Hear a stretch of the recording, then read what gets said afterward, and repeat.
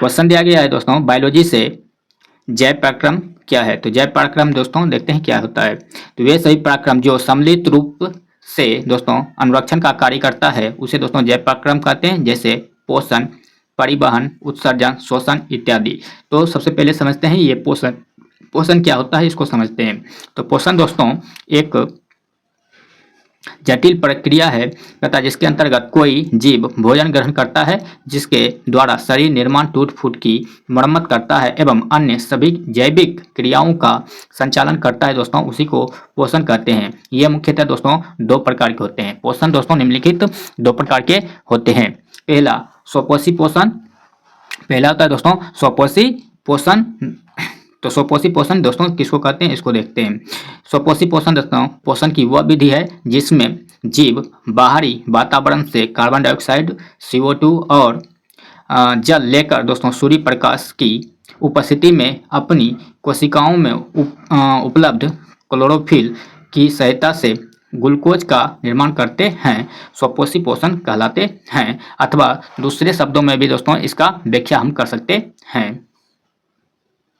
दूसरे शब्दों में दोस्तों इसकी व्याख्या इस प्रकार से कर सकते हैं कि पोषण वह विधि जिसमें जीव अपना भोजन स्वयं संश्लेषित करता है। संश्लेषित करना मतलब बनाना, स्वपोषी पोषण कहलाता है। दोस्तों पोषण की दूसरी विधि है परपोषी पोषण। पोषण की दूसरी विधि है दोस्तों परपोषी पोषण। तो उसको समझते हैं क्या होता है। परपोषी पोषण पोषण की वह विधि है दोस्तों जिसमें जीव अपना भोजन स्वयं संश्लेषित ना कर बल्कि भोजन के लिए अन्य जीवों पर निर्भर करता है, उसे दोस्तों परपोषी पोषण कहते हैं। अगला क्वेश्चन दिया गया है दोस्तों, कहता है कि स्वपोषी जीव किसे कहते हैं। स्वपोषी जीव किसको कहते हैं उसको समझते हैं। स्वपोषी जीव क्या होता है दोस्तों इसको समझते हैं।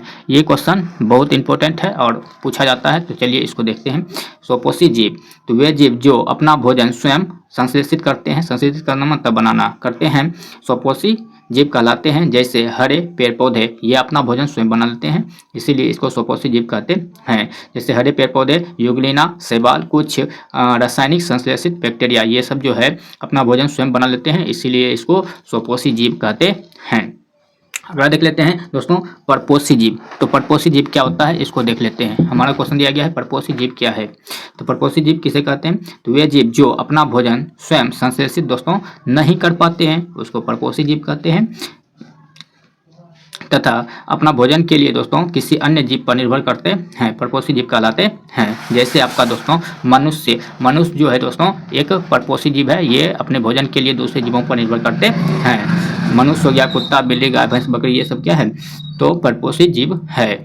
अगला बहुत ही इंपॉर्टेंट क्वेश्चन है प्रकाश संश्लेषण क्या है, ठीक ना। तो ये बहुत इंपॉर्टेंट क्वेश्चन है। प्रकाश संश्लेषण के लिए कच्ची सामग्री पौधे कहाँ से प्राप्त करते हैं। तो प्रकाश संश्लेषण के लिए दोस्तों पौधे जो है कच्ची सामग्री, तो उसमें प्रकाश संश्लेषण में कौन कौन सा चीज़ लगता है वह कहाँ से प्राप्त करता है तो इसको देख लेते हैं, और ये बहुत इंपॉर्टेंट क्वेश्चन है। तो प्रकाश संश्लेषण के लिए कच्ची सामग्री पौधे विभिन्न स्रोतों से प्राप्त करते हैं। पहला क्लोरोफिल दोस्तों क्लोरोप्लास्ट से प्राप्त करते हैं जो कि पत्तियों में उपस्थित होता है। कार्बन डाइऑक्साइड दोस्तों वातावरण से प्राप्त करते हैं, वायुमंडल से। उसके बाद जल जो है दोस्तों वह मिट्टी से प्राप्त करते हैं। जल दोस्तों मिट्टी से प्राप्त करते हैं, जल दोस्तों मिट्टी से प्राप्त करते हैं, तो आप इसको याद रखेंगे। चलिए अगला आपका क्वेश्चन दिया गया दोस्तों, कहता है कि प्रकाश संश्लेषण की दर, कहता है कम तीव्रता के प्रकाश में प्रकाश संश्लेषण की दर कैसी होती है। तो कम तीव्रता के प्रकाश में दोस्तों प्रकाश संश्लेषण की दर ये जो है अधिक होती है। अधिक तीव्रता के प्रकाश में दोस्तों प्रकाश संश्लेषण की दर घट जाती है। यही क्वेश्चन दिया गया है।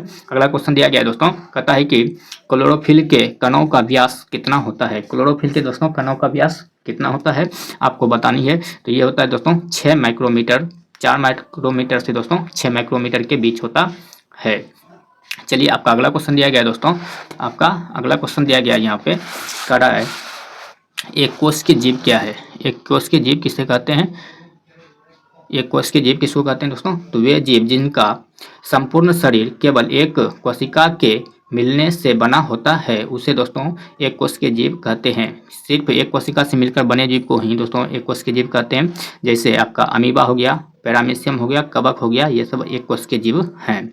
चलिए आपका अगला क्वेश्चन दिया गया दोस्तों, बहुकोष के जीव क्या है।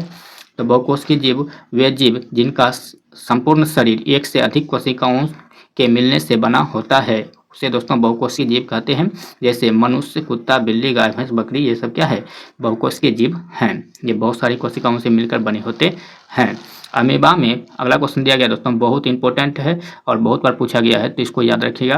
क्वेश्चन दिया गया है, अमीबा में पोषण का वर्णन करें। अमीबा में पोषण का वर्णन करें। अमीबा में दोस्तों पोषण का वर्णन करें। तो अमीबा दोस्तों अपनी सतह पर उंगली जैसी अस्थायी प्रवृत्त मतलब उभार बनाता है, जिन्हें कुटपाद कहते हैं। कुटपाद भोजन को घेर कर एक खदानी बनाते हैं और स्वयं गायब हो जाते हैं। कोशिका द्वारा द्रव्य में तथा उपस्थित पाचक एंजाइम खाद्यानि में प्रवेश करते हैं और भोजन को पचाते हैं। खाद्यानि कोशिकाओं में दोस्तों भ्रमण करते रहते हैं और बचे हुए भोजन कण विसरित होकर कोशिकाओं द्रव्य में जो दोस्तों मिलते रहते हैं। अनपचा जो भोजन बच जाता है दोस्तों वह कोशिका झिल्ली के माध्यम से बाहर निकल जाते हैं। तो इसी तरह अमीबा में दोस्तों पोषण की क्रियाएं होती है। चलिए मिलते हैं आपसे अगले वीडियो में, तब तक के लिए धन्यवाद। यदि आपको ये वीडियो अच्छी लगी हो तो आप हमारे चैनल को सब्सक्राइब कर हमारा सहयोग करें।